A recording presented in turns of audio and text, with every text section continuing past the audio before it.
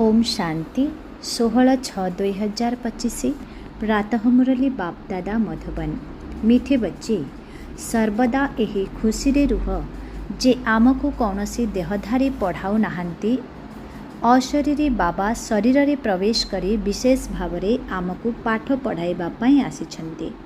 आजिर प्रश्न, तुम मानंको ज्ञानर तृतीय नेत्र काहेकि मिलिछि? उत्तर, आम्भमानंको निजर घर शांतिधाम एवं सुखधाम को देखिबा पाई ज्ञानर तृतीय नेत्र मिलिछि। सेथिपाई एही आखिरे जेउ पुराणा दुनिया मित्र संबंधी आदि देखा जाउछन्ते सेमानंकठारु बुद्धि को फेराई आनिबाकु हेब। बाबा आत्मा मानंको पंकरु बाहर करी फूल भली करिबा पाई आसिछन्ते, तेणु एभली बाबांकर सम्मान मध्य रखिबाकु हेब। ओम शांति। शिव भगवान उवाच, शिव भगवान को सच्चा बाबा तो निश्चित कुहाजिब, काहेकि ना सी रचयिता अटंती ना। एबे तुमे माने सेही संतान अट जहाँकु भगवान भगवान भगवती करिबा पाई पाठ पढ़ाउछन्ते। ए कथा तो समस्ते भल भावरे जानिछन्ती। एपरि केही स्टूडेंट नथिबे जे कि निजर टीचर को निज पाठ पढ़ा को एवं ताहार फलाफल को जानि नथिबो। जहाकु स्वयं भगवान पाठ पढ़ाउछन्ती, तेबे सेही पिलामानंकु केते खुशी हेबा दरकार। एही खुशी स्थायी काहेकि रहु नाही? तुमे माने जानिछ जे आमको कौनसी देहधारी मनुष्य पाठ पढ़ाऊ नाहांती। अशरीरी बाबा विशेष करी तुम मानंकु पाठ पढ़ाइबा पाई एही शरीर रे प्रवेश करिछन्ती।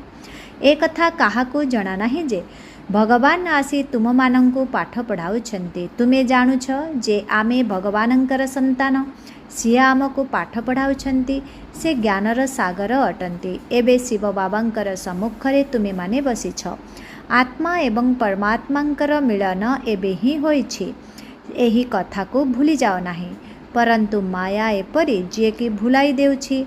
निशा बा खुशी रहिबा दरकार जे आमको भगवान पाठ पढ़ाउछन्ती, तांको निरंतर स्मरण करिबा दरकार। परंतु एठारे तो एभली अछन्ती जेउ माने कि बिल्कुल ही भूली जाउछन्ती, किछि भी जानि पारु नाहंती। भगवान निजे कहउछन्ती जे बहुत पिला एकथा भूली जाउछन्ती, नचेत सेही भली खुशी रहिबा दरकार ना। आमे भगवानंकर संतान, से आमको पाठ पढ़ाउछन्ती, किंतु माया एभली प्रबल जे कि बिल्कुल ही भुलाई देउछि। एही आखिरे जेउ सब मित्र संबंधी पुराणा दुनिया आदि देखुछ, तांको आड़को बुद्धि जोग चली जाउछि। एबे तुम मानंकु बाबा तृतीय नेत्र देउछन्ती, जहा द्वारा तुमे माने शांतिधाम एवं सुखधाम को स्मरण करुछ। एहा हेला दुखधाम छी छी दुनिया। तुमे माने जानिछ जे भारत दिने स्वर्ग थिला, एबे नरक होई जाइछि। बाबा आसी पुणी समस्तंकु फूल सदृश करुछन्ती। सेठारे तुमको 21 जन्म पाई सुख मिली थाए। सेथिपाई तुमे माने एबे पाठ पढ़ुछ, परंतु भल भावरे न पढ़िबा कारणरू एठारे थिबा धन दौलत इत्यादि रे ही बुद्धि अटकी जाउछि। सेठिरु बुद्धि हटु नाही। बाबा कहउछन्ती शांतिधाम एवं सुखधाम आड़को बुद्धि जोग रख, परंतु बुद्धि खराब दुनिया रे एकदम जेपरी लाखी रहिछि छाड़ू नाही। जदिओ एठारे बसिछन्ती, किंतु पुराणा दुनियारू बुद्धि हटु नाही। एबे बाबा समस्तंकु सुंदर पवित्र करिबा पाई आसिछन्ती। तुमे माने मुख्य कथा पवित्रतार धारणा पाई ही कहूछ जे बाबा आम मानंकु पवित्र करी पवित्र दुनिया को नहीं जाउछन्ती। तेबे एभली पितांकु केते सम्मान देवा दरकार। एभली बाबांक उपरे तो संपूर्ण समर्पण होई जिबा दरकार, जे कि परमधामरु आसी आम मानंकु पाठ पढ़ाउछन्ती। पिला मानंक पाई केते मेहनत करुछन्ती, एकदम पंकरु बाहर करुछन्ती। एबे तुमे माने फूल सदृश हेउछ। भगवानंकु मनुष्यरु देवता करिबारे अधिक समय लागि न थाए। एबे आमको बाबा पाठ पढ़ाउछन्ती। आमे एठाकु मनुष्यरु देवता हेबा पाई आसिछु। ए कथा एबे तुमे माने जानिल। पूर्वरु ए कथा जानि नथिल जे आमे स्वर्गवासी थिलु।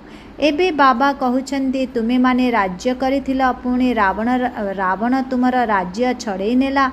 तुमे ही बहुत सुख देखिछ, पुणी 84 जन्म नहीं नहीं सीढ़ी तलकू आसी खसीछ।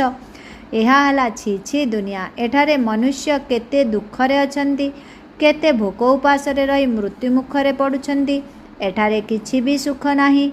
जदिओ केही केही धनवान मध्य अछंती किंतु ताहा मध्य अल्पकाळर सुख कागविष्ठा समान अटे। एहाकू कुहाଯାଇଛି विषय बैतरणी नदी। स्वर्गर तो आमे बहुत सुखी हेबा। एबे तुमे माने श्यामलरू गोरा हेउछ। तुमे माने जानुछ जे आमे ही देवता थिलु पुणे पुनर्जन्म नेई नेई एबे बेश्यालय रे आसी पहुँचीछु। एबे पुणी मु आसी तुममानंकु शिवालय को नहीं जाउछि। शिव बाबा स्वर्गर स्थापना करुछंती, तुमको पाठ पढ़ाउछंती, तेणु भल भावरे पढ़िबा दरकार ना। पाठ पढ़ी सृष्टि चक्र को बुद्धि रे धारण करी दैवी गुण धारण करिबा दरकार। तुमे माने रूप बसंत अर्थात जोगी ज्ञानी अट, तेणु तुममानंक मुखरु सर्वदा ज्ञानर रत्न ही बाहरिबा उचित, खराब कथा नुहे। बाबा मध्य कहउछंती मु रूप बसंत अटे, मु परम आत्मा ज्ञानर सागर अटे। पाठ पढ़ा ही रोजगारर पंथा अटे। पाठ पढ़ी जेतेबेले बारिस्टर डाक्तर आदि होइथांती सेतेबेले लक्ष लक्ष रोजगार करिथांती। जणे जणे डाक्तर मासकु लक्ष लक्ष टंका रोजगार करिथांती, तांकु खाइबाकु मध्य फुर्सत न थाए। तुमे माने मध्य एबे पढ़ुछ, कि पद प्राप्त करुछ? विश्वर मालिक। तेणु यही पाठ पढ़ार निशा रहिबा दरकार ना। तुममानंकर कथावार्ता केते राजकीय हेबा दरकार। तुमे माने निजर स्वभाव को राजकीय करुछ ना। राजा मानंकर चालीचलन देख किभଳି होइथाए। ब्रह्मा बाबा तो अनुभवी ना। राजा मानंकु भेटी देई थांते, सेमाने केबे भी कौनसी जिनिस हातरे नियंती नाही। जदि नेबार थिबो तेबे इशारा करिवे, सेक्रेटरी को जाई दियो। सेमानंक भितरे बहुत राजकीयता थाए। बुद्धि रे एही ख्याल रही थाए जे एहांक ठारू नेले पुणी प्रतिबदल रे तांकु मध्य देबाकु हेबो, न हेले नेबे नाही। केही केही राजा प्रजा मानंक ठारू बिल्कुल किछि नियंती नाही, केही तो बहुत नेई थांती। राजा मानंक भितरे मध्य फरक रहिछि। एबे तुमे माने सत्यजुगर डबल मुकुटधारी राजा हेबाकु जाउछ। डबल मुकुटधारी हेबा पाई पवित्रता निश्चित दरकार। एही बिकारी दुनिया को छाड़िबाकु हेबो। तुमे माने विकार को त्याग करिछ। केही विकारी एठारे आसी बसी परिबे नाही। जदि न जणाई आसी बसी जानती तेबे सेमाने निजर ही क्षति करिथांती। केही केही चालाकी करिथांती। एभली करिले काहाकु कोन जना पड़िबो कि? बाबा चाहे देखंतु बा न देखंतु, सेमाने निजे ही पाप आत्मा होई जानते। तुमे मध्य पाप आत्मा थिल, एबे पुरुषार्थ करी पुण्यात्मा हेबाकु पड़िबो। तुम मानंकु केते ज्ञान मिलिछि, एही ज्ञान द्वारा तुमे कृष्णपुरीर मालिक हेउछ। बाबा तुम मानंकु दिव्य गुण रे केते सजाउछंती। उच्चरु उच्च भगवान पाठ पढ़ाउछंती, तेणु केते खुशी रे पढ़िबा दरकार। एपरी पाठ तो केही सौभाग्यशाली ही पढ़ी थांती, पुणी सर्टिफिकेट मध्य नेबाकु हेबो। बाबा कहिबे तुमे पढ़ुछ केउठी, बुद्धि एणे तेणे बुलुछि, तेबे कौन हेबो? लौकिक बापा मध्य कही थांती एमिति हेले तू तो फेल होई जिबु। केही तो पाठ पढ़ी लक्ष लक्ष टंका रोजगार करि थांती, केही केही तो देख एणे तेणे घुरी बुलु थांती। तुम मानंकु माता पिता एवं अनन्य भाई जो माने निजे भल भावरे पाठ पढ़ी थांती एवं अन्य मानंकु मध्य पढ़ाई थांती, एही धंदा करि थांती, सेही मानंकु ही अनुकरण करिबाकु हेबो। प्रदर्शनी रे अनेकंकु बुझाई थांती ना। आगकु गले जेते दुख बढ़ी चलिबो सेते मनुष्य मानंकु वैराग्य आसिबो एवं सेमाने एही पाठ पढ़ारे लागि जिबे। दुख समय रे भगवानंकु बहुत मने पकाइबे। दुख रे मरिबा समय रे हे राम हाय भगवान कही थांती ना। तुम मानंकु तो से भली किछि करिवार नाही। तुमे माने तो खुशी रे निजको प्रस्तुत करुछ। केतेबेले एही पुराणा शरीर को छाड़िबु आउ आमे निज घर को जिबु। पुणी सेठारे शरीर मध्य सुंदर मिलिबो। पुरुषार्थ करी शिक्षादाता शिक्षकंक ठारू मध्य आगकु जिबा दरकार। एपरि मध्य हेउछि शिक्षादाता शिक्षकंक ठारू मध्य छात्र मानंकर अवस्था बहुत भल रहुछि। बाबा तो समस्तंकु जानुछंती ना। तुमे संतान माने मध्य जानि पारुछ। निज भीतर को देखिबा दरकार। आम भितरे कौन त्रुटि रहिछि? मायार विघ्न को अतिक्रम करिबाकु हेबो। सेथिरे बांधी हेबा उचित नुहे। जो माने कहउछंती माया तो बहुत शक्तिशाली, आमे किपरि एही मार्ग रे चली पारिबु? जदि एपरि भाबिबे तेबे माया एकदम कंचा खाई देबो। जेपरि हाथी को कुंभीर खाइला, ଏସବୁ ବର୍ତ୍ତମାନର କଥା ନା। ଭଲ ଭଲ ସନ୍ତାନମାନଙ୍କୁ ମଧ୍ୟ ମାୟା ରୂପୀ କୁମ୍ଭୀର ଏକଦମ ଗିଳି ଦେଇଥାଏ। ନିଜକୁ ତା'ଠାରୁ ମୁକୁଳାଇ ପାରିନଥାନ୍ତି। ନିଜେ ମଧ୍ୟ ବୁଝିଯାଆନ୍ତି ଯେ ଆମେ ମାୟାର ଚାପୁଡ଼ାରୁ ମୁକ୍ତ ହେବା ପାଇଁ ଚାହୁଁଛୁ, ପରନ୍ତୁ ମାୟା ମୁକ୍ତ ହେବା ପାଇଁ ଦେଇନଥାଏ। ତେଣୁ କହିଥାନ୍ତି, ବାବା ମାୟାକୁ କୁହନ୍ତୁ ଏପରି ନ ଧରୁ। ଆରେ ଏହା ତ ଯୁଦ୍ଧକ୍ଷେତ୍ର ନା। ଯୁଦ୍ଧକ୍ଷେତ୍ରରେ କ'ଣ ଏପରି କହିବେ ଯେ ଏହାକୁ କୁହ ମୋତେ ପଞ୍ଜା ନ ଲଗାଉ, ଅର୍ଥାତ୍ ଆକ୍ରମଣ ନ କରୁ। ଖେଳରେ ଏପରି କ'ଣ କହିବେ କି ଆମ ଆଡ଼କୁ ବଲ୍ ଦିଅ ନାହିଁ। ସଙ୍ଗେ ସଙ୍ଗେ କହିଦେବେ ଯୁଦ୍ଧକ୍ଷେତ୍ରକୁ ଆସିଛ ତ ଲଢ଼େଇ କର। ଏଠାରେ ମାୟା ଖୁବ୍ ହଇରାଣ କରିଦିଏ। ତୁମେ ବହୁତ ଉଚ୍ଚ ପଦ ପାଇପାରିବ। ତୁମମାନଙ୍କୁ ଭଗବାନ ପାଠ ପଢ଼ାଉଛନ୍ତି କ'ଣ ତୁମମାନଙ୍କୁ ଭଗବାନ ପାଠ ପଢ଼ାଉଛନ୍ତି କ'ଣ କମ୍ କଥା କି? ଏବେ ପୁରୁଷାର୍ଥର କ୍ରମ ଅନୁସାରେ ତୁମମାନଙ୍କର ଚଡ଼ତି କଳା ହେଉଛି। ସମସ୍ତଙ୍କୁ ସଉକ ରହିବା ଦରକାର ଯେ ଆମେ ଆମର ଭବିଷ୍ୟତ ଜୀବନକୁ ହୀରା ସମାନ କରିବୁ। ସେଥିପାଇଁ ବିଘ୍ନକୁ ସମାପ୍ତ କରିଚାଲ। କେମିତି ବି ହେଉନା କାହିଁକି ବାବାଙ୍କଠାରୁ ବର୍ଷା ନିଶ୍ଚିତ ନେବାକୁ ହେବ, ନଚେତ୍ ଆମେ କଳ୍ପ କଳ୍ପ ଫେଲ୍ ହୋଇଯିବା। ଯଦି କେହି ସାହୁକାରର ସନ୍ତାନ ହୋଇଥିବେ, ତାଙ୍କ ଲୌକିକ ପିତା ତାଙ୍କୁ ଈଶ୍ୱରୀୟ ପାଠପଢ଼ା ବନ୍ଦ କରୁଥିବେ, ତେବେ ସେ କହିବେ ମୁଁ ଏହି ଲକ୍ଷ ଲକ୍ଷ ଟଙ୍କା କ'ଣ କରିବି? ମୋତେ ତ ବେହଦର ବାବାଙ୍କଠାରୁ ବିଶ୍ୱର ବାଦଶାହୀ ନେବାର ଅଛି। ଏହି ଲକ୍ଷ କୋଟି ତ ସବୁ ଭସ୍ମୀଭୂତ ହୋଇଯିବ। କାହାର ମାଟି ତଳେ ଦବିଯିବ, କାହାର ନିଆଁରେ ପୋଡ଼ିଯିବ। ସମଗ୍ର ସୃଷ୍ଟି ରୂପକ ପାଳଗଦାକୁ ନିଆଁ ଲାଗିବ। ଏହା ତ ରାବଣର ଲଙ୍କା ଅଟେ। ତୁମେ ସବୁ ସୀତା ଅଟ। ଏବେ ରାମ ଶିବ ବାବା ଆସିଛନ୍ତି। ସମଗ୍ର ଧରିତ୍ରୀ ଏକ ଟାପୁ ଅଟେ। ବାସ୍ତବରେ ବର୍ତ୍ତମାନ ସମୟରେ ହିଁ ରାବଣ ରାଜ୍ୟ ଚାଲିଛି। ବାବା ଆସି ରାବଣ ରାଜ୍ୟକୁ ବିନାଶ କରି ତୁମକୁ ରାମ ରାଜ୍ୟର ମାଲିକ କରୁଛନ୍ତି। ତୁମର ତ ଆନ୍ତରିକ ଖୁସି ବହୁତ ରହିବା ଦରକାର। ଗାୟନ ମଧ୍ୟ ରହିଛି ଯେ ଅତୀନ୍ଦ୍ରିୟ ସୁଖ ପଚାରିବ ତ ପିଲାମାନଙ୍କୁ ପଚାର। ତୁମେ ପ୍ରଦର୍ଶନୀରେ ନିଜର ସୁଖ କଥା ଜଣାଇଥାଅ ନା। ଆମେ ଭାରତକୁ ସ୍ୱର୍ଗରେ ପରିଣତ କରୁଛୁ। ଶ୍ରୀମତ ଆଧାରରେ ଭାରତର ସେବା କରୁଛୁ। ତୁମେମାନେ ଯେତେ ଯେତେ ଶ୍ରୀମତରେ ଚାଲିବ ସେତେ ଶ୍ରେଷ୍ଠ ହେବ। ତୁମକୁ ମତ ଦେଲାବାଲା ତ ବହୁତ ବାହାରିବେ, କିନ୍ତୁ ତାହା ମଧ୍ୟ ପରଖିବାକୁ ହେବ ଏବଂ ନିଜକୁ ସମ୍ଭାଳିବାକୁ ହେବ। କେଉଁଠି କେଉଁଠି ମାୟା ମଧ୍ୟ ଗୁପ୍ତ ରୂପରେ ପ୍ରବେଶ ହୋଇଯାଇଥାଏ। ତୁମେମାନେ ବିଶ୍ୱର ମାଲିକ ହେବାକୁ ଯାଉଛ, ତେଣୁ ଆନ୍ତରିକ ଖୁସି ବହୁତ ରହିବା ଦରକାର। ତୁମେ କହିଥାଅ ଯେ ବାବା ଆମେ ଆପଣଙ୍କଠାରୁ ସ୍ୱର୍ଗର ସମ୍ପତ୍ତି ନେବା ପାଇଁ ଆସିଛୁ।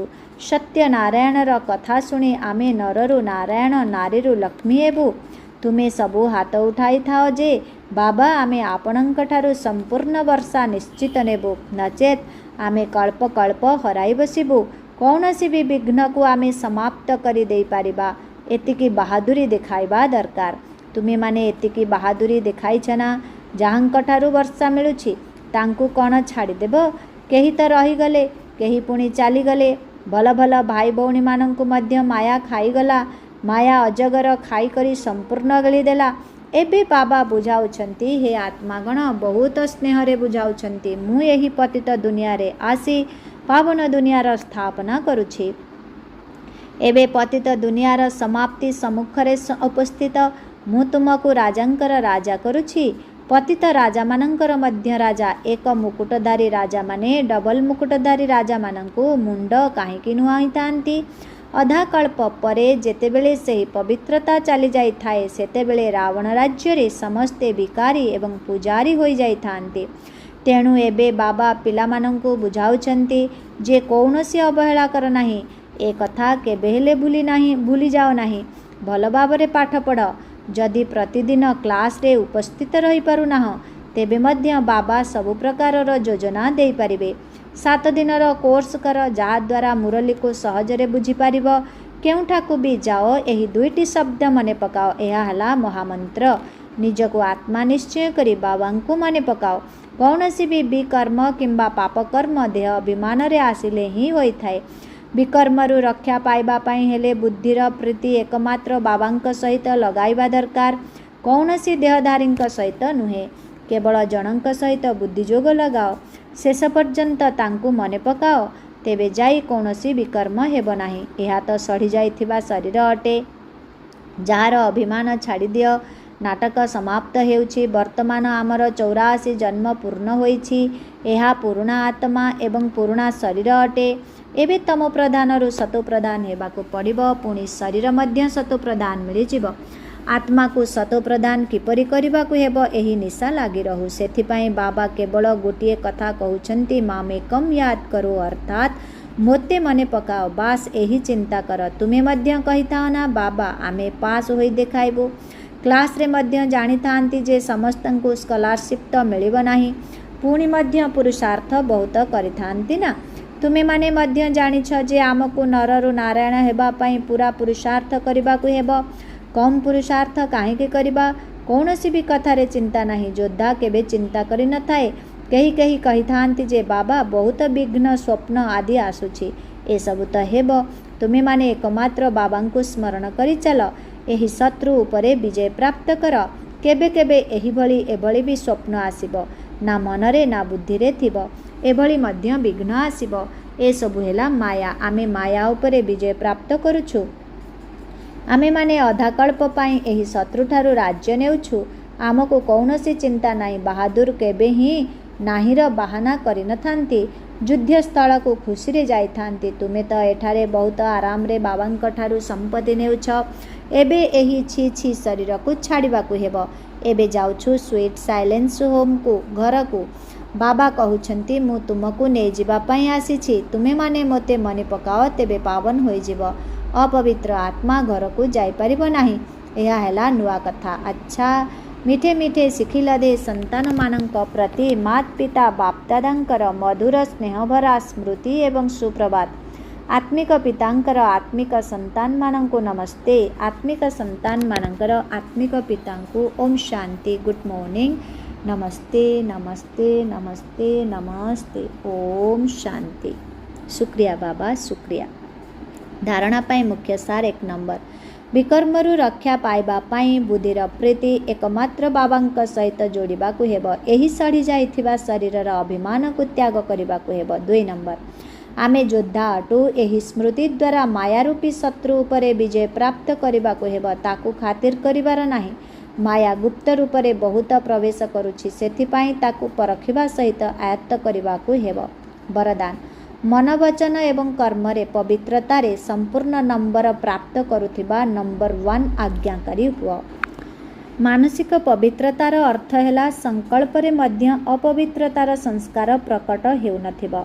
सर्वदा आत्मिक स्वरूप अर्थात भाई भाईर श्रेष्ठ स्मृति रहउथिबो। बाणी रे सर्वदा सत्यता एवं मधुरता थिबो। कर्म करिबा समय रे सर्वदा नम्रता, संतुष्टता एवं हर्षित मुखता रहिथिबो। एही सबु आधार उपरे ही नंबर प्राप्त होइथाए एवं एही भली संपूर्ण पवित्र आज्ञाकारी पिलामानंकर बाबा मध्य गुणगान करिथांती। सेही माने ही निजर प्रत्येक कर्म द्वारा बाबांकर कर्तव्य को प्रमाणित करुथिबा समीप रत्न अटंती। आजिर स्लोगन। संबंध संपर्क रे एवं स्थिति रे हल्का हुआ, किंतु दिनचर्या रे नुहे। अव्यक्त इशारा। आत्मिक स्थिति रे रहिबार अभ्यास कर एवं अंतर्मुखी हुआ। अंतर्मुखी आत्मा माने किपरि भी परिस्थिति होइथिले मध्य, चाहे भल हेउ बा हलचल करिबार परिस्थिति हेउ, किंतु सेमाने सबु समय रे सबु प्रकारर वातावरण भितरे निजको एडजस्ट करि नियंती। एकुटिया होइथाओ कि संगठन भितरे रहिथाओ, उभय परिस्थिति रे निजको खाप खुआई चलिबा ही ब्राह्मण जीवन अटे। ओम शांति।